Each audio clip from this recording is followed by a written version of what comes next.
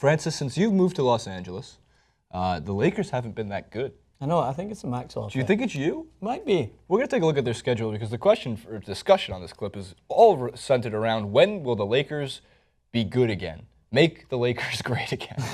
God. So let's take a look at this first, I think it's number 4, the Lakers season results.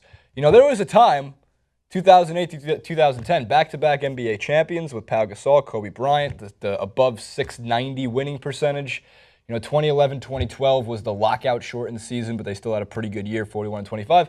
And then from 2013 onwards, it's been downhill. Performance did not qualify for the playoffs. Win-loss in the playoffs, non-existent because they were not there. 14th and 15th, respectively, in the Western Conference for those 3 years. And the winning percentage dropping to, I think, an all-time low of .207 in last season. Now, having said that, it's not long before, if the development goes the right way, the Lakers start looking like 08, 09, 09, 010, not 010, 10. Or actually more like 2011, 2012, 2012, 2013. They'll start winning more than 40 games. At the moment. Right. By the way, the official year that they slipped from first is the exact year I stepped foot into Los Angeles. 2010, 2011. Maxwell joins. 2nd, 3rd, 7th, 14th, 14th, 15th. You can't say, like, it's so funny, by the way. First point is like 08, 09 when they were first, and 09, like 09, 10 and how they were first in the conference. And you look at those records in comparison to what we've seen for the last couple of years. Yeah, 57 wins was It's like first. 57 wins is first. We had, and that's again, like the Spurs are sitting there last season, like waving, like, hey, we had an unbelievable record. Why is no one talking about us? 1 game at home. It's like we're spoiled now. Well, not spoiled. I would prefer it to go back to that when it seemed a little bit more competitive. It's like we have Golden State Warriors who just kind of clouded all of our vision to the Western Conference should be pretty competitive. Like now we just have 73 wins, and so all of a sudden everyone's just 73. It's just not competitive at all. All right. So when will the Lakers be good? Well, I have 2 quotes, I think, here from 05, and number 5 and number 6, and it has to do with D'Angelo Russell and his immediate development. So while we just had a clip we talked about on Friday afternoon in regards to Russell Westbrook and his trade locations, and what about Los Angeles? Because UCLA is from here. Everybody wants to play for their hometown team, right? Mm-hmm. I would love to play for the Knicks. You want to play for Celtic. It's a normal thing. But are we already sure that we want Russell Westbrook to come in there, right? Because D'Angelo Russell's progression has been something noteworthy. He's maturing, and I want to get to these 2 quotes. This is from Bill Plaschke, hands down one of the best writers in the country when it comes to sports. He's great on Around the Horn, too. Great for a coffee date. He is great for a coffee date. He seriously is. I think he's a talented guy. So let's get to those 2 quotes. This is number 5 and number 6, and they run back at 2 back. From the LA Times not too long ago. Before Thursday night's Summer League game against the Cleveland Cavaliers, Russell was among the league's best players after 3 games, averaging 23 points on 53% shooting. 12 percentage points better than last season. 7 boards and 4 assists, but that's not even the real story. The real test as he's passed is the eyeball test. He looks bigger, he looks smarter, he's more aggressive, he's more involved. Russell has a post-up move now, one that will finally allow him to take advantage of a surprisingly big 6'5" frame. Russell's not afraid to take over a game now, something he was reluctant to attempt last season as long as Kobe Bryant was watching. And I think Plaschke makes a great point because while Ingram is coming in as potentially a scoring superstar, and he looks like Kevin Durant, he's lengthy, he can create space, that's his ceiling. I love when players have the comparison to Kevin Durant. Your ceiling is a 4-time scoring champion, 1-time MVP, potentially multiple champion if he wins with the Warriors. Like, so again, we have to calm down with the ceilings. Every NBA draft, it's like, he could be LeBron. He could be one of the 80 greatest players of all time. Spot the irony when these 6-foot-plus guys come in and their ceiling is already like, these guys are already compared to unbelievable players. They're like, you think they'd be hitting the ceiling already? But the irony, their ceiling is very, very high. Anyway, awful jokes aside, I'm interested in this conversation. I'm interested in this point. We have a lot of Lakers fans eyeballing us in the studio, waiting to see what we say. I liked the way that the Lakers were moving in terms of the fact that Brandon Ingram was coming into this team, a young team. I don't take last season's indicator as any sort of, blueprint for what the Lakers were going to be because it wasn't Lakers. It was, let's give Kobe Bryant his retirement tour. Let's find them for 19,000 shots a game, and let's see how things will go. He scored 60 points in the final game, Francis. Yes, exactly. Just so saying. What I was looking at when I was watching the Lakers and some of the painful games that I happened to watch was like, all right, what's Jordan Clarkson doing? How is he finding space? Because if Kobe Bryant's not there, He's going to find space. He's maybe going to take that shot, which he did in some instances. I was like, all right, this kid looks good. Great signing to keep him on for the next 4 or whatever years it is. Bring in a Brandon Ingram. He's going to try and find space for another player who is hungry. He's obviously young. He won't be playing as many minutes, but I like those instances of progression. I don't like the instances where they were winning games in the final game of the season because Kobe Bryant was having 60-plus points.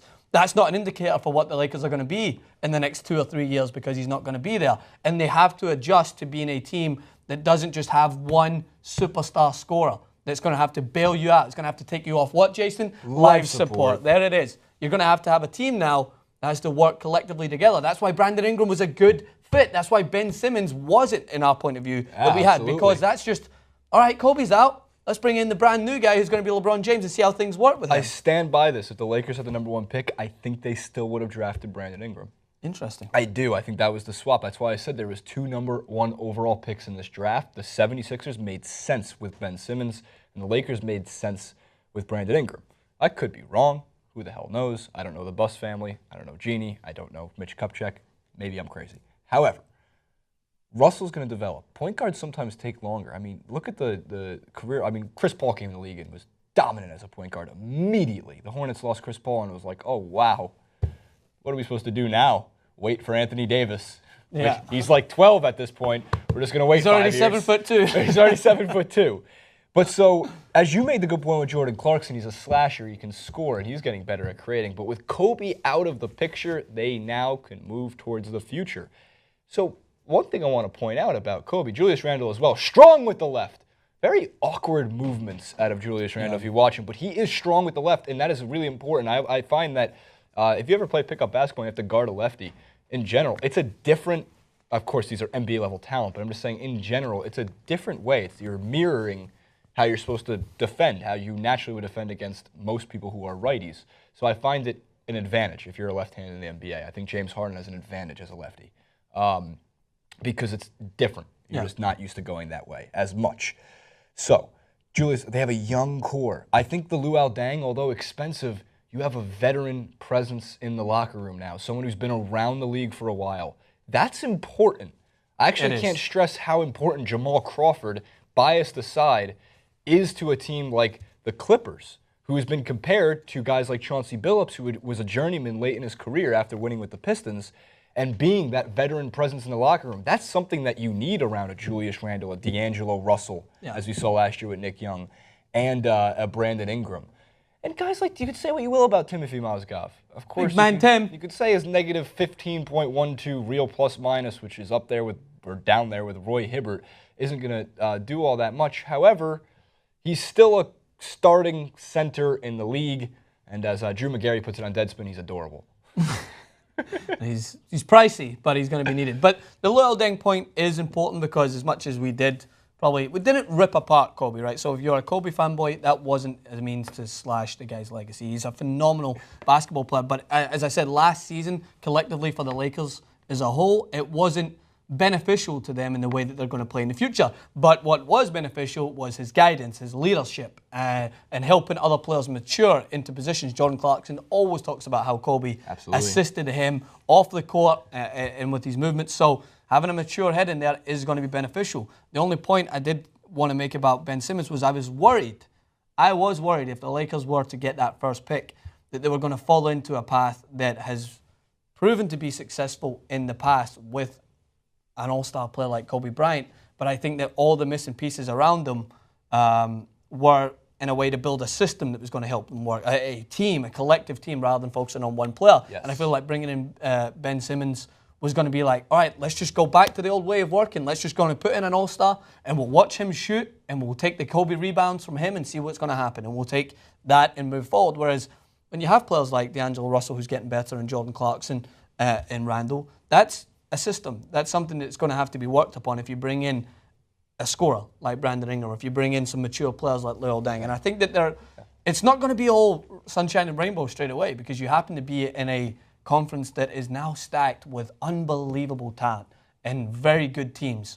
So, no, you're not going to go back to the 08, 09s, but I predict that this year for the Lakers that I still don't think they secure a playoff place straight away. But they'll be 10 wins better. They'll be 10 wins better than what they were last year. That's my prediction. Which is improvement. By the way, Francis, we're in LA. It's always sunshine and rainbows in LA. That is but you know how you get rainbows? It has to rain, and it doesn't do that because we're in a terrible drought. So just the facts. Only the facts on UIT Sports. So I want to finish really quick with Luke Walton. Of course, there's going to be a new system in place for the Lakers. They kept the Lakers' royal purple blood line intact by hiring another Lakers guy. However, Luke Walton it's a gamble because we don't know if the Steve Kerr-esque system is coming with him in its entirety. We're not sure what kind of elements of the triangle. Yes, I know the Warriors use elements of the triangle. 80% of teams use elements of the triangle. It's not the triangle. Can't wait to talk. We're actually going to have a teaser, Coach Nick from B-Ball Breakdown on, I believe, next week. I can't wait. And he could go into all He talks tactics. He talks tactics We're getting for tactics basketball. on the basketball. But Jason, really quick, give me a rough estimate, a rough year. 2018, that's what I was wanting to see. That's like the 3.5, 4 year arc. Obviously, another major free agency. I'm going to say Steph Curry and Kyle Lowry and Steph Curry, the Greek Lakers, Freak. Called it. And also by that point, Run the rumor. The Warriors will be getting a little bit older. Interesting. I'm going to say 2017. I'm going to go 1 year previous. I'm going to say they get to the playoffs. I thought I meant like contending, okay. Making a run at the Western Conference Finals, 2018-19. Wow. What year is it? 2016, Jason. You've given them a 3-year window to win the playoffs. So now you need to hold Jason to that. 3 years. If they don't win it, what are you going to do? Bart's going to kill me. All right. Interesting. Comment below.